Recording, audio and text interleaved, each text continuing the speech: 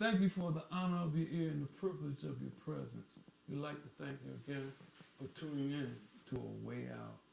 This evening, we have been blessed to have one of my dear friends and comrades, Brother King Salon's friend and comrade as well, Julius Poochie Mars. He's going to tell us something about his travels and his vicissitudes through life's gates. Peace, brother. Peace, brother. How are you tonight? I'm great. Honored to be here, and I appreciate it. Absolutely, man. It's good to see you. Yes. You're looking well as usual. That was the plan, man. Thank you very much. Absolutely, that's the plan. So what do you have in store for us this evening?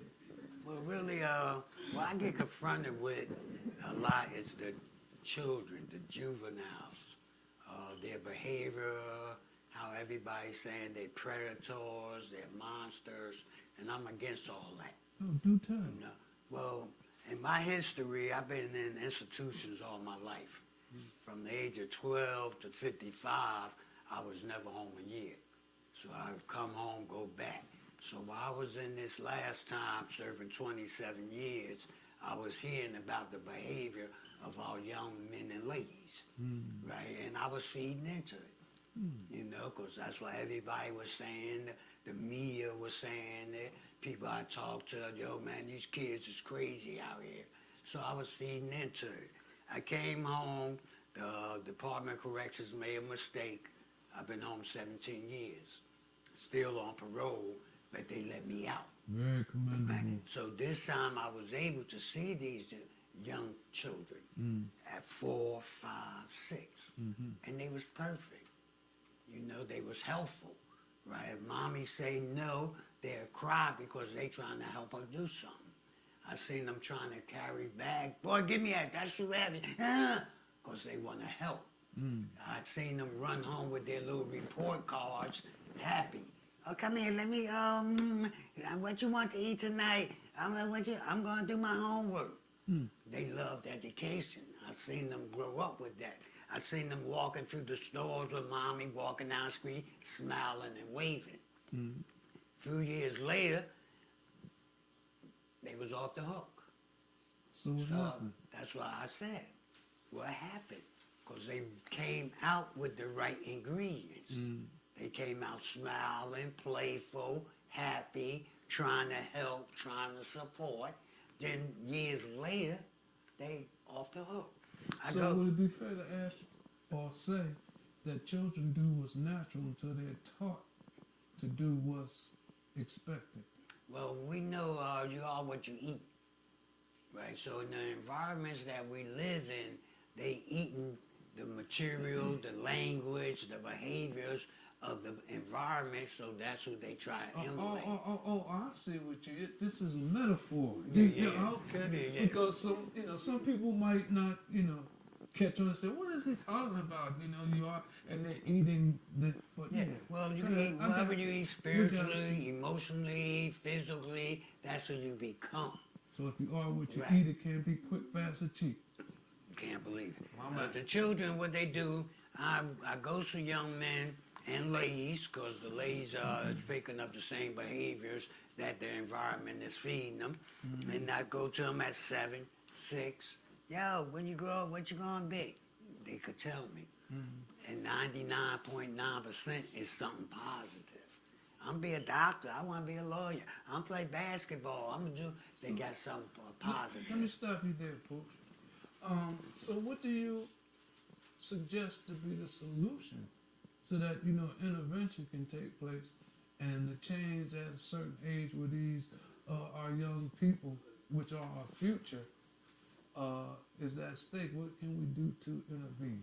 Well, what we could do to intervene is mostly stop feeding them misinformation. As they grow, we as adults, when I was a kid, I'm 73 years old. The same misinformation I was receiving, I hear it being said today to them kids. So they start processing that, believing it, and they become, what they hear. Then you tell them, yeah, I don't care what you do, tomorrow ain't promised. if you constantly tell somebody tomorrow ain't promised, they just gonna live for today. They're not planning for 10 years. They're not planning for 15 years. They're not planning for 20 years. When I was a kid, I was told that by the time I was 18, somebody was going to kill me. I'm 73. I didn't plan for 20, 30, 40, or 50 because I was under the mindset that it's not promised. Tomorrow is promised. Okay, we got that. We're asking you right now, Okay. this evening, right? What can we do to intervene? In other words, you know, you're around juveniles, Yes. right? What do you do to help alleviate the problem that you just enunciated? I teach them about hatred of self and kind. Right, when I first hit the street, I was like 11 years old in Newark, New Jersey. Right, I was on an area called Spruce and Prince Street. Right, when I first got out, they told me the guys on 17th Avenue was my enemy. Right, they 5 blocks away from where I was at. If we run into them, we'll fight, because I've been told they was my enemy. At 12, when I go to the youth house, I find out everybody from Newark come together. Because now East Orange, Irvington, Mount Clair, the other parts of Essex County is our enemy. So now your enemies become your friends. Yeah, the boys from 17th Avenue, now they're on the team. When I went to Jamesburg at 12, went to Jamesburg, I find out everybody from Essex County comes together because Mercer County, Camden County, Monmouth County is our enemy. Right? Camden was our so-called die-hard enemy. We supposed to never get along with them. Don't socialize with them. You know? So when I got them boys now from the youth house from East Orange, Mount Clair, they're part of the team. Okay. Because they're from Essex County. Thank you. When I got to the federal institution. Well, we have a caller. Hold on. You're listening to Vibe Radio 609. We have a call-in question. Well, somebody said they seen you on Facebook not too long ago was a clip of a young lady talking about the juvenile justice law that would be transformative. Can you elaborate on that? Sure. I was on there because they was trying to allow the state parole board to hear juvenile cases. Right? Statistics have showed that 70% of the juveniles that went in front of the state parole board had got denied parole. Right? So I was totally against that. Right, because when we was juveniles in them institutions, the institution warden, or whatever you want to call him, social worker, the teachers, they would hear our things in-house. But that bill passed where the state parole board ain't going to have no say-so in juvenile hearings. So that's what that basically was about. I also was on the Senate hearing. I testified in front of the Senate trying to get people on probation and parole to vote. You know, that bill also passed. You know, we got 83,000 people in the state of New Jersey that wasn't allowed to vote because of probation or parole. You know, so that passed, and we're hoping that those that can vote will vote and understand how they do vote. So, yes, I've been involved with this for a while, and my goal is to save the babies, about the juveniles. Back to where we was at. When I got to the federal institution, right, they sent me out Trenton State Prison into the feds. So when I get to Atlanta, Georgia, I'm walking around with my homies, you know, guys from Jersey, and they tell me guys from D.C. and Philly is the enemy, right? So, okay, who all here? They start naming people from Jersey, and they named the guy from Camden that me and him had about 15 fights. Coming from Jamesburg to Bordentown. Wherever we run into each other, we used to fight. Because Camden and Newark couldn't get along. So once again, the faces change, but the game is still the same. Right. So I said, who? I said, he here? They, yo, man, you gotta, you know, everybody from Jersey gotta stick together. So being who I am, when I went back to my cell, I told myself, I said, wow, if I go to Russia or Germany, any American I see, I'm going to try to communicate. If I go to Jupiter or Mars, any earthling I see, I'm going to try to communicate, so why is my enemy 5 blocks away? You know, they got us in a situation where we have to have an enemy, and our enemy is us. You know, and that's what I'm fighting against, trying to make them young men and ladies understand, because somebody live in another part of town, they on Section 8 just like your mother is. They hungry just like you is. They mad, they cry themselves to sleep at night out of anger just like you do. You know, but you being told he's your enemy because he lives somewhere else in the same city. Let's go back to the juveniles being unable to vote. And in your opinion, how does that ill affect the future? With the caveat, is voting really the answer? Because some believe Yes. that voting is not the answer. And I feel sorry for them. Mm-hmm. You know, if we don't follow that process to get the people that we need us or people like us into them spots to make them decisions, change them laws, change them policies, we always going to be the slaves of America. You know, we have a thing, you could Google it, called the Devil's Punch Bowl coming out of Mississippi, showing what they did to the slaves right after slavery. Yeah, you sent that piece to me. Yeah, now New Jersey has a Devil Punch Bowl, and it's called the Department of Corrections. It's called the Juvenile Facilities. They snatching us up. My generation, we was the baby boomers.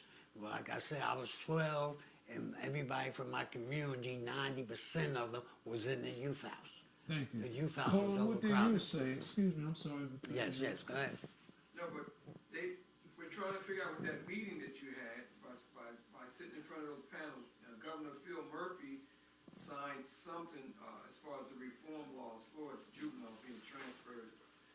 He said juvenile parole decisions to another panel, removing fines and penalties. I mean, how did that go? Okay. Can you explain that? Well, what was happening in the state of New Jersey when juveniles was getting sentenced? They was getting fines, right? They was getting mandatory sentences.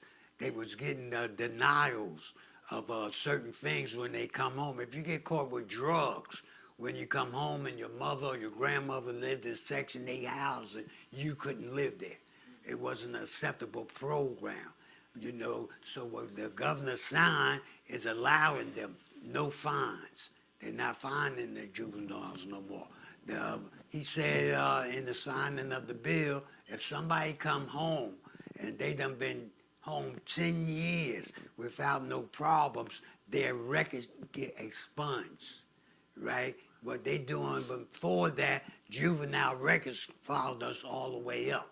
When we got to adult prisons and they go to a parole board, well, we see you got a pass or you did this, and they bring up the juvenile records, right? So that thing was to help and save the juveniles from a lot of the hardships that my generation and those right behind us was confronted with. What is the purpose of the parole board, speaking of which? And we understand that the state of New Jersey has 2 parole laws or bills that's in effect. Yes. And how is that unusual? Well, the state of New Jersey has 2 penal codes that's active, right? And all the other states across America, when they eliminate one penal code to put in another one. New Jersey didn't eliminate it. They let it still run. So we got 2 penal codes that's active. What happened with the parole board, people on the parole board, we don't know who they are. They get appointed by the governor. You know, we got Reverend Slaughter out of Newark now. He was appointed by Mr. Murphy, but the other ones was already on the board when Murphy took over, right? So they get appointed by the governor. Guess they was his friends. Guess they made contributions to his campaign. Guess they went with his niece or his nephew or whatever. We don't know the reasons. But we know once they get in, they get a God complex, right? Because they control life. They control our dignity, our destiny. We go to court. The judge hear all the evidence in the case. Even if you plea, the judge hear all the evidence in the case. Then he asks for a probation report, right? That will give him your past criminal histories and behaviors. So he'll judge all this together and give you a sentence. After you do the sentence and you become eligible for parole, here come the parole board. Right? When you go in them, the main reasons they use is the nature of your crime or your past criminal past. These things was already considered by the judge. No, they don't know. You could be in Trenton State Prison for, say, a little bit of time, 15 years, right? And you could have no reports, you know? And when you go to them, they don't consider that. They talking about the nature of your crime, which the judge already knew, your past criminal history, what the judge already knew when he sentenced you. So they get the complex that they have to get some punishment out of you. I told some people last week, I said, if we was to take ex-prisoners and put on a parole board, the whole country will go into uproar. But y'all taking ex-cops, ex-state troopers, ex-law enforcements, and putting them on the parole board. So you make So a good they point. People have to be completely impartial and weigh all facets of the situation and render due justice, and that's not being happening in the parole board there. We have another call. Well, you got someone asking about the adult prisons. They're starting to build more, from what I understand, they're starting to build more prisons in New Jersey? Yes. More adult prisons? Yes. New Jersey, based on who you ask, is the third or the fourth smallest state in the United States. Right? When I first went to New Jersey State Prison, we had two prisons. We had Rawway, which used to be a reformatory, and Trenton. It was bad space in all of them. Now, during the 70s, New Jersey got on the campaign. You know, you couldn't run for dog catcher unless you was anti-crime. Everybody was anti-crime. The penal code that we have now was personal. Senator John Russo, he pushed for that because his father had got killed in a situation. So he made it personal. Because we had Governor Brendan Byrne that was getting ready to leave office. It was nowhere in the world King was supposed to beat Florio. Burns had overturned the death penalty, right? So Russo then went to him with this penal code because they knew Florio wasn't going to reinstate the death penalty. But what happened, King went. He reinstated the death penalty and all that. We have something now like 15 institutions that's controlled by the Department of Corrections. My argument always been, we understand the hustle. We was in criminal mindsets and behavior, so we understand the hustle, right? Y'all using this to give jobs. Human Services is the #1 employer for the state of New Jersey. Department of Corrections is #2. So if you stop crime, you stop a lot of people from being employed. Stop a lot of jobs. I tell them we recognize that we don't want you to make our children a target. If y'all want to continue this, stop making our kids the target. Stop snatching up our little boys, 14, 15 years old, waving them to adult court. You got a boy named Calvin Bass, well, a man now, because when he first came in, he was 14. Yeah. He was a boy. They kept him in them juvenile facilities, say he got 18 or 19 and sent him into a prison. He got 40-something years in. And he was 14 years. Yeah, he's home now, but that was, yeah. They was grabbing our young kids, and, oh, well, you got atrocious assault, we gonna waive you up. So at 14, you getting an adult sentence, you know? So that's what's going on in the adult prison system, right? They using us, it's a slave camp. You know, they talking about building new facilities for juveniles. They want to close Jamesburg.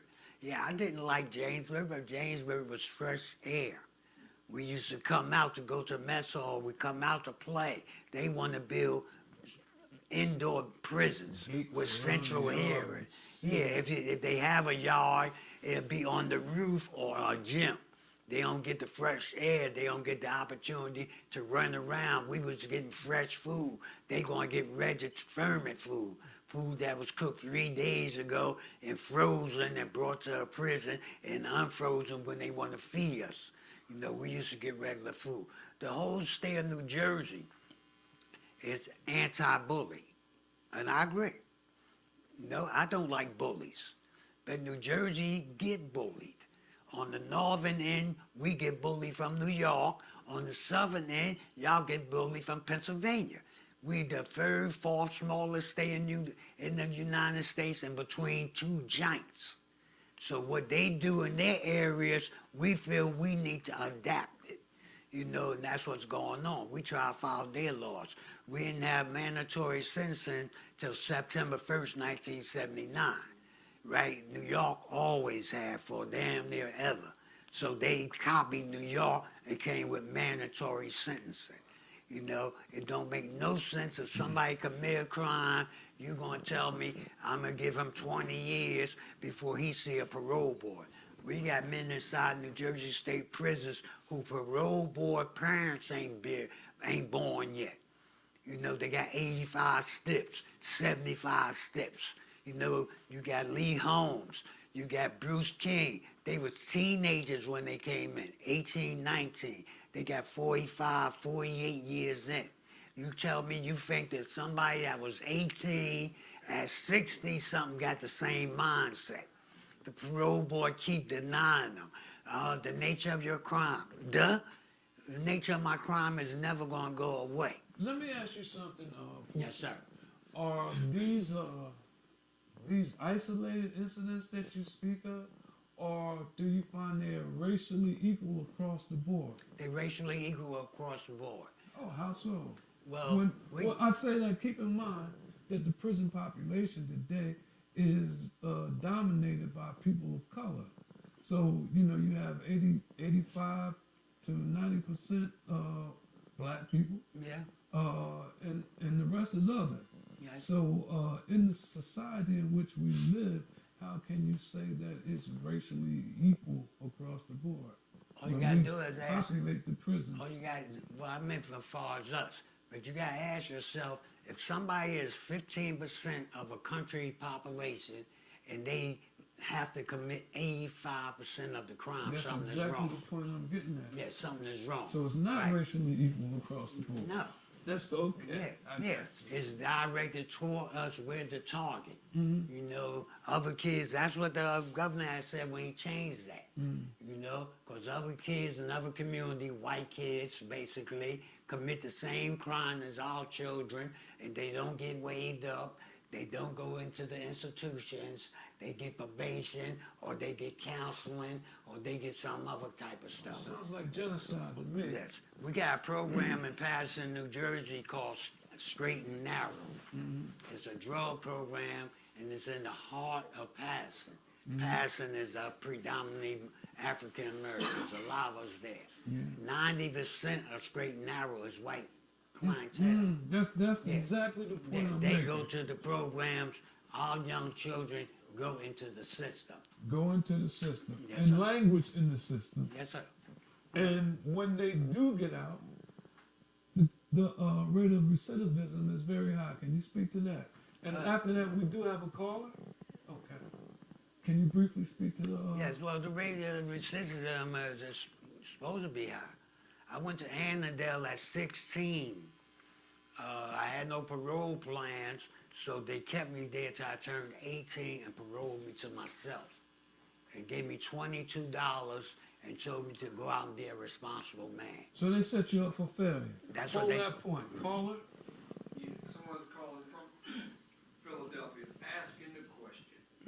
What do they mean by raising up juveniles to adults?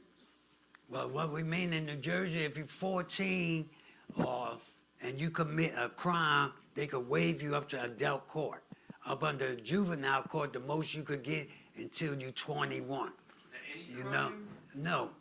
They use it for like the assaults, the robberies, gun possessions, anything that they want to label as a violent crime, right? So they waive our kids up, you know, whereas if they went to juvenile court for it, 9 months, they could be back on the street. But the prosecutor tends to say, well, I want to waive this up to adult court.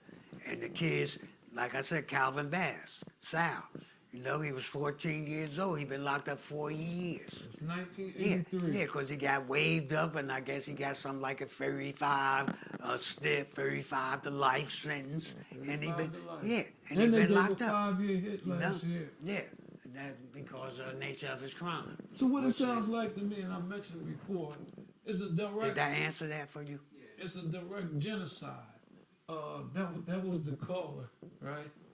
But it's direct genocide, you know. And people say, well, now you done went off the edge. But when you look at the disparity of the sentencing and what you enumerated, and you see how that ill affects our community, and it's calling, and when I use the word call, that's just a synonym for the word kill. Yeah. People of a certain racial, ethnic strain and groups in America. Everything is being weaponized today, from the food to the way you think. We had spoke about earlier, and again, as I said, you know what, you know, the problems we know, you know, and we talk about the problems, we band them about, and everybody gets stress and anxiety from the problems. But what can we do right now as a people, as a concerned group of men and women? How can we protect not only our children, but our future? Okay. You see, because the children are our future. Okay. America is based on the concept of majority rule. That's what this country is established under. The majority rule, what the majority desire, what the majority want, that's what's happening right now. They have us, African Americans, believing we are a minority, right? So if you think like a minority, you believe you're a minority, you ain't gonna expect to have no power or control. But what we gotta recognize, census time getting ready to come around again.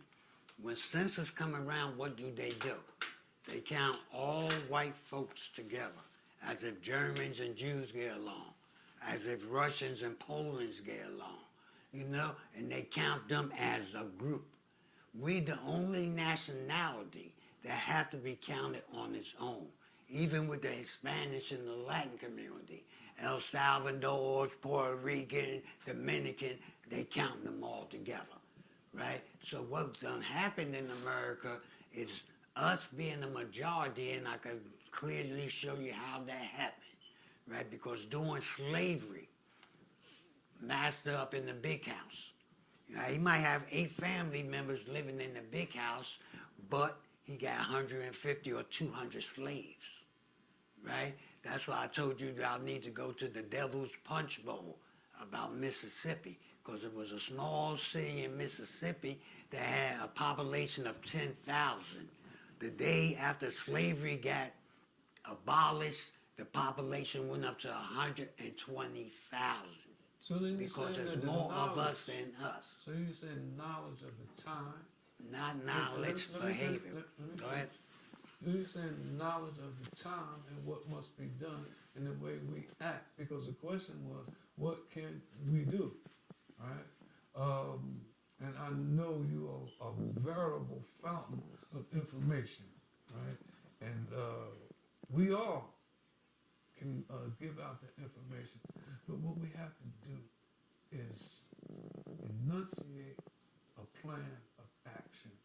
And again, I'm going to ask, what can we do? So you're saying the knowledge that a person possesses should use that knowledge to wake up people that don't have the knowledge, and so to get them to acting in a forward manner, in a capsule.